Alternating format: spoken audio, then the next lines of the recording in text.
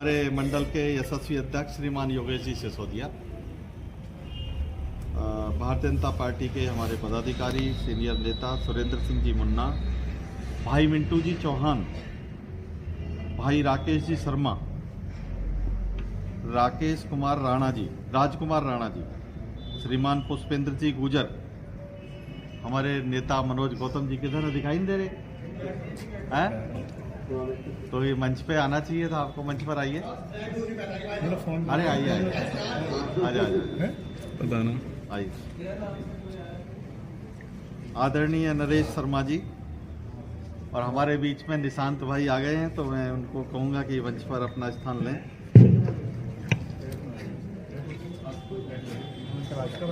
आइए। मांगेराम जी यादव,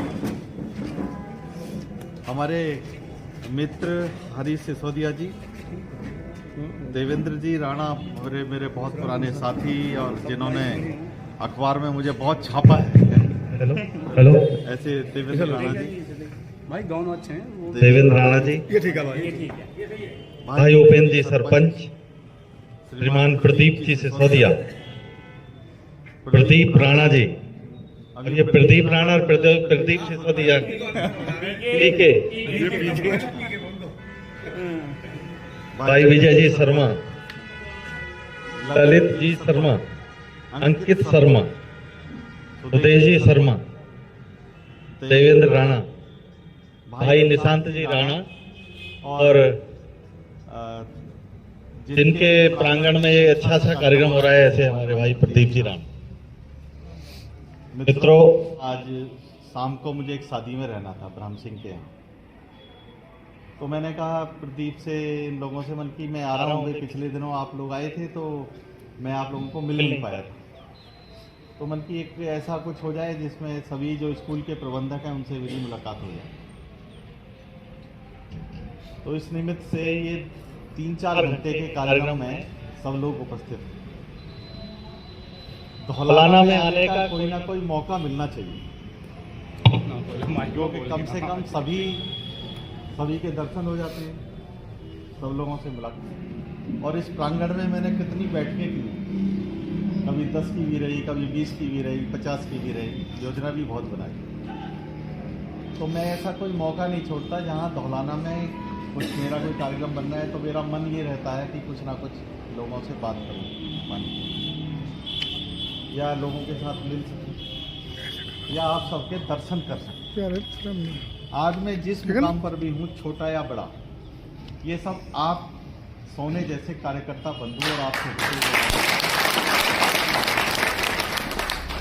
और इसी निमित्त मेरा जो मन मस्तिष्क है वो हमेशा धौलाना में बसा रहता है। लेकिन मन मस्तिष्क धौलाने में का मतलब ये नहीं है कि मेरी भविष्य की संभावनाएं धौलाना से है। जैसे एक व्यक्ति घर से दूर रहकर अपनी बिजनेस करता है, व्यापार करता है, कहीं सर्विसेज करता है, तो भी उसका मन मस्तिष्क अपने घर पे, अपने गांव पे जरूर रहता है। क्योंकि पॉलिटिकली मैंने लंबे समय तक यहाँ पर काम किया है, लोगों के साथ कंधे से कंधा मिलाकर मैं यहाँ रहा हूँ। उस नाते से इतना लालच मुझको जरूर रहता है कि जब भी मैं कभी धौलाना आने का अवसर मुझे मिले तो मैं आप सब लोगों से मिल सकूं। और इतना आप लोगों को कहना चाहता हूं कि मैं जहां भी रहूंगा, धौलाना के लोगों का और धौलाना के सब अपने जनता जनार्दन के किसी भी काम आ सकूं, वो मैं हमेशा करता रहूंगा। मित्रों, कोई बहुत लंबी चौड़ी बात आज नहीं है, ये मेल मुलाकात का समय है।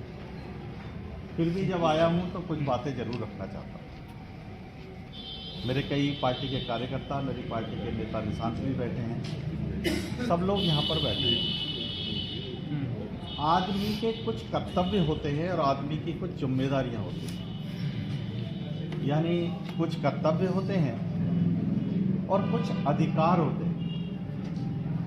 इस दुनिया में अधिकारों की बड़ी लड़ाई रहती है। कर्तव्य और अधिकारों का एक कॉन्फ्लिक्ट हमेशा रहता है, हर परिवार में रहता है, हर क्लास में रहता है, नेताओं में भी रहता है, पार्टी में भी रहता है, हर जगह रहता है। अधिकांश लोग अपने अधिकारों की लड़ाई लड़ते रहते हैं और कई बार तो दृश्य देखने को मिलता है कि अधिकारों की लड़ाई पूरे जीवन भी चलती है, कर्तव्यों का कोई ध्यान नहीं रखता। मैं आपसे कहना चाहता हूं कि यदि मनुष्य अपने कर्तव्यों का ध्यान रखे तो अधिकारों की लड़ाई के लिए उसे कभी कॉन्फ्लिक्ट करने की आवश्यकता नहीं। और मैं एक उदाहरण भी देना चाहता हूं। 1943-47 के समय जब विश्व युद्ध हुआ तो पूरी दुनिया में क्रांति हुई, करोड़ों लोग खत्म हो गए, व्यवस्थाएं चौपट हो गई, कई देशों के शहर, हिरोशिमा और अनेक ऐसे शहर जो बिल्कुल समाप्त हो। तो उस समय एक चर्चा शुरू हुई और चर्चा ये थी कि ऐसे चीजें कौन सी हैं जो हमें करनी चाहिए। प्रस्ताव यूएनओ में गया, यूनाइटेड नेशंस में गया और यूनाइटेड नेशंस ने कहा कि ऐसे कौन से प्रस्ताव विश्व भर में हम लेकर आए जो हर देश को, हर वर्ग को, हर व्यक्ति की चिंता करते हैं। ऐसे मानव अधिकारों की चिंता करने के लिए यूएनओ में एक कमेटी बनाई। उस कमेटी में जो उसकी जिम्मेदारी दी गई वो एक वकील को दी गई। वो कनाडा के वकील थे, उन्होंने उस जिम्मेदारी को लिया और उसको लेकर वो आगे बढ़े। उन्होंने यूएनओ में बैठक की, उन्होंने कई और देशों में बैठक की और बैठक करने के बाद वो भारतवर्ष भी आए। भारतवर्ष में वो महात्मा गांधी से मिले। महात्मा गांधी से उन्होंने कहा कि मैं जॉन हम्फ्रे हूँ। जॉन हम्फ्रे नाम था कनाडा के जो वकील थे।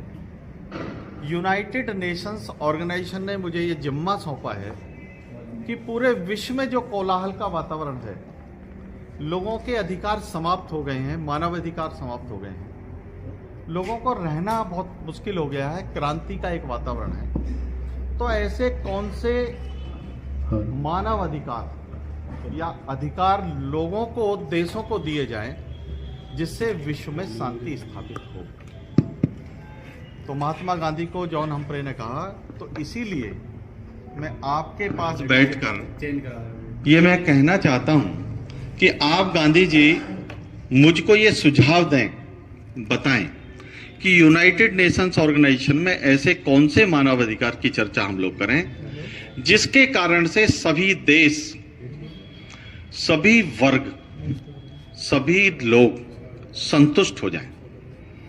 महात्मा गांधी जी ने कहा कि देखो जॉन हम्फ्रे, मुझको ये पता नहीं है कि ऐसे कौन से मानवाधिकार होने चाहिए, लेकिन एक बात मैं तुमसे कहना चाहता हूं। जॉन हम्फ्रे ने कहा कि बताइए।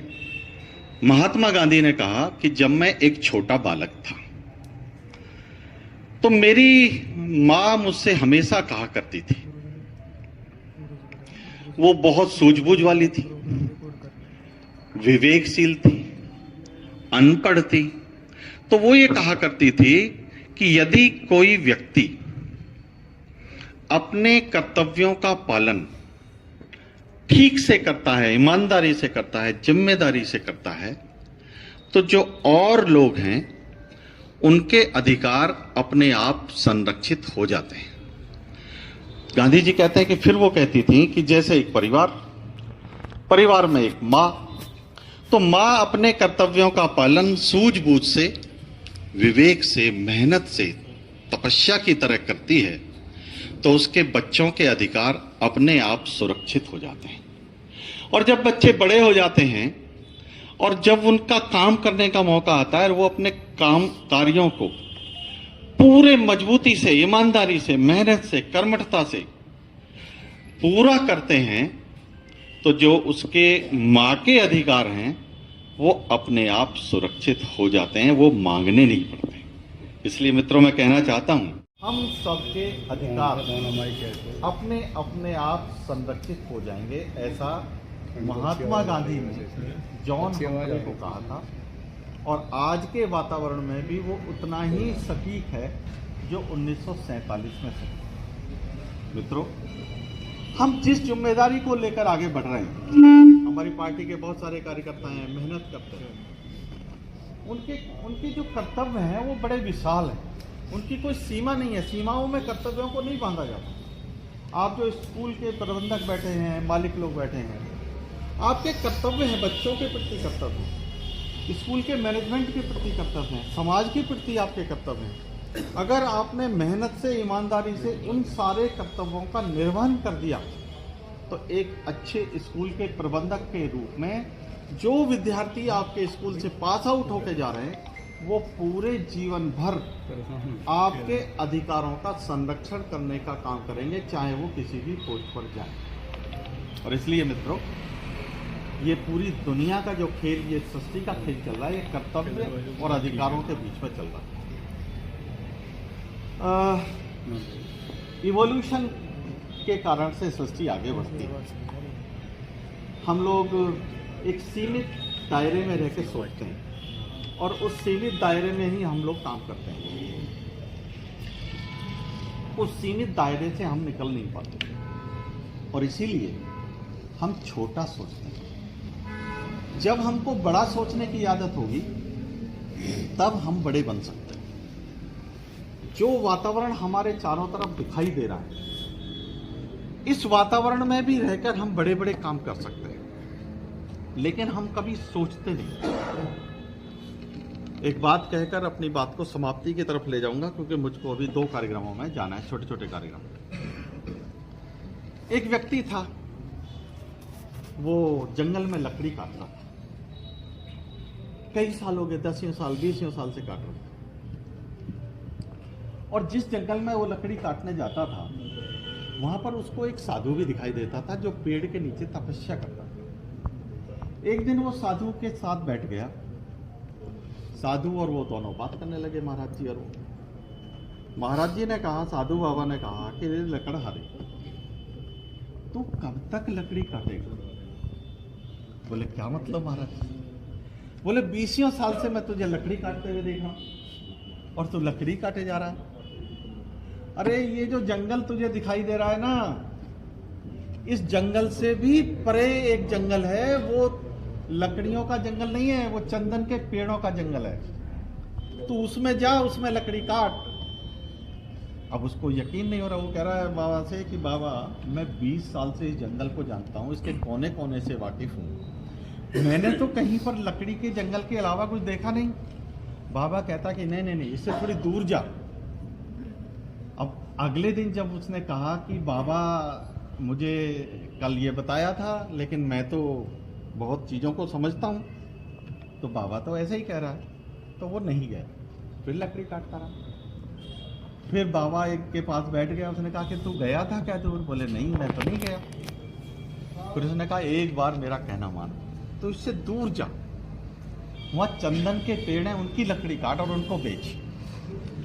अब उसने सोचा कि बाबा कह रहा है, बार बार कह रहा है, तो चलो मैं चलता हूँ। अगले दिन वो जब गया तो जंगल से दूर जाके 20 किलोमीटर जब दूर गया तो उसको देखता क्या है कि चंदन के बड़े बड़े वृक्ष हैं। अब उस तो हतप्रभ रह गया। उसने गट्ठे भर लकड़ियां चंदन की काटी और जहां वो बेचने जाता था वो बेचने गया। तो नेचुरली चंदन के वृक्षों की जो लकड़ियां थी उससे बहुत पैसा उसको मिला, कई गुना ज़्यादा मिला जो लकड़ियों से मिलता था साधारण वृक्षों की लकड़ी से। अब वो काटता रहा चंदन के वृक्ष। अब वो ठीक से घर समृद्धि की तरफ बढ़ने लगा। अब उसका घर भी बन गया, वो ठीक ठाक ऐसी लकड़ी काटता रहा, वर्षों गुजर गए। फिर एक दिन बाबा के पास पहुंचा तो बोला, बाबा के पास बैठा थे, बोले बाबा, उसको बोला लकड़हारे को, रे लकड़हारे तू कब तक चंदन की लकड़ी काटता रहेगा? बोले क्या मतलब? बोले चंदन की लकड़ियों से परे भी एक जंगल है जिसमें चांदी की खदानें हैं, तो उसमें जा। अब लकड़हारा को तो अनुभव था इस बात का बाबा के, तो अगले दिन बहुत दूर जाके पहुंचा। शाम हो गई, उसने देखा कि चांदी की सचमुच खदानें हैं। अब उस खदानों में से जितनी भी चांदी वो निकाल सकता था उसने निकाली और शहर में गया।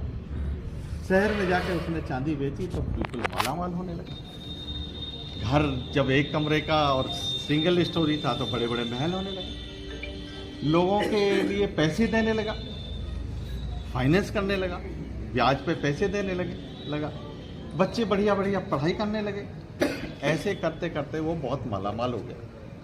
फिर एक दिन बैठा बाबा के पास, तो बाबा फिर बोला, अरे लकड़हारे, तू चांदी की खदानों में कब तक खुदाई करेगा? अरे देख, चांदी की खदानों से परे भी एक बड़ी खदानें हैं जो सोने की हैं, तो उनमें जाकर सोने की खदानों से खुदाई कर। अब बाबा को बातों का तो उसको अनुभव था। अब अगले दिन वो खूब श्रम करके उस जंगल में जाता है जहाँ पर सोने की खदानें थी। भरपूर मात्रा में सोना लेता है खदानों से और उसको अच्छे भाव में बेचता है। ऐसा करके शहर का सबसे नंबर 1 का वो लकड़हारा बन गया। अब पहले जब लकड़ी बेचता था तो लोग रोज जाना पड़ता था।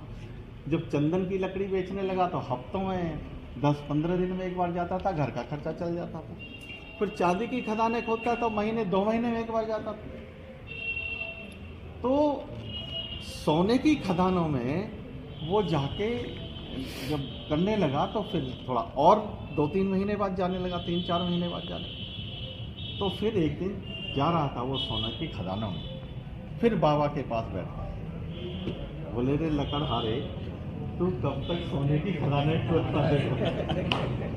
बोले, क्या मतलब महाराज? बोले, सोने की खदानों से परे भी कुछ है। बोले, क्या है महाराज? बोले, सोने की खदानों से परे मैं हूँ, ईश्वर है, मोक्ष है, उसकी भी कुछ जगह। जो ये इवोल्यूशन का प्रोसेस है ना, ऊपर उठने और उन्नति के जो मार्ग हैं, इसकी कोई स्टेज नहीं है, ये अनंत यात्रा है।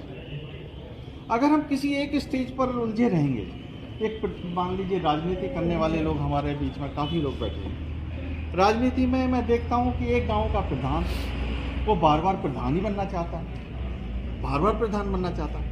वो जब तक 2-4 बार हार नहीं जाता तब तक प्रधान नहीं बनना चाहता। अपने आप को किसी चीज के दायरे में ढाल के वहीं तक लिमिटेड रह जाना, संक्षिप्त हो जाना हम लोगों का लक्ष्य नहीं है।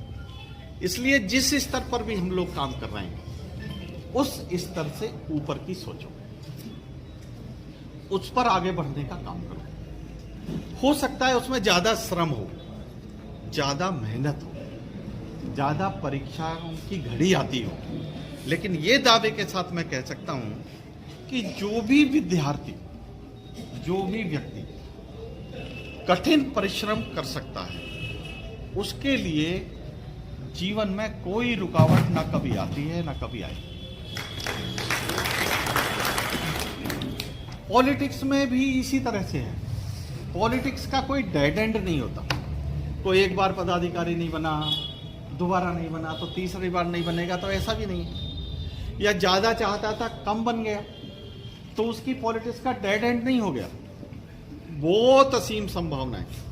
और इस देश में जब भारतीय जनता पार्टी का शासन है तो अनेक ऐसे लोगों के दर्शन आपको रोज होते हैं, चाहे वो सोशल मीडिया में हो, चाहे टेलीविजन पर हो, जिन्होंने बहुत छोटे स्तर से काम किया और आज देश के यशस्वी प्रधानमंत्री के रूप में आज हमारे बीच में बैठे हैं। ये बड़े प्रेरणा के स्रोत हैं। ये हमको ऊर्जा देते हैं, एनर्जी देते हैं। इन लोगों से ऊर्जा लेकर चाहे हम पॉलिटिक्स में काम करते हैं, चाहे हम स्कूल चलाते हैं, चाहे हम टीचर हैं, विद्यार्थी हैं, खेती का काम करते हैं, इनसे शिक्षा लेकर हम अपने जीवन के लक्ष्य को उन्नत और हर रोज उन्नत बनाने का काम करें। ऐसी एक इच्छा हम सब लोगों के बीच में रहनी चाहिए। मैं बहुत ज़्यादा ना कहते हुए, क्योंकि लेट हो रहा है और आपको भी बहुत लेट हो रहा है, मैं बहुत ज़्यादा ना कहते हुए मैं अपने सभी जो स्कूलों के प्रबंधक आए हैं, हमारे विद्यार्थी भी शायद बैठे हैं, हमारी बहनें भी हैं, विद्यार्थी नहीं, टीचर हैं, शिक्षक हैं, तो हम सब लोग मिलकर अपने जीवन को उन्नत और उन्नत बनाएं।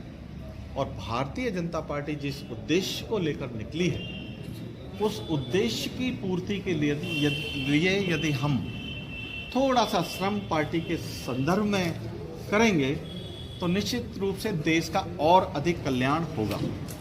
भारतीय जनता पार्टी में आज जो नेतृत्व है, उसकी जो सोच है, उसकी जो समझ है, वो 50-100 साल के बाद के भारतवर्ष की समझ है।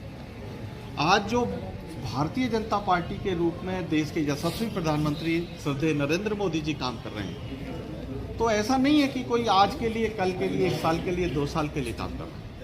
वो उस 2047 के लक्ष्य को लेकर आगे बढ़ रहे हैं, जब भारतवर्ष की व्यवस्थाएं, भारतवर्ष की अर्थव्यवस्थाएं, लोगों को जीवन जीने के तरीके, बिजनेस, समृद्धि, सुख, सुविधाएं 2047 में विश्व से सबसे ज़्यादा होंगी। उस भारतवर्ष की भविष्य की कल्पना को लेकर वो आज काम कर रहे हैं।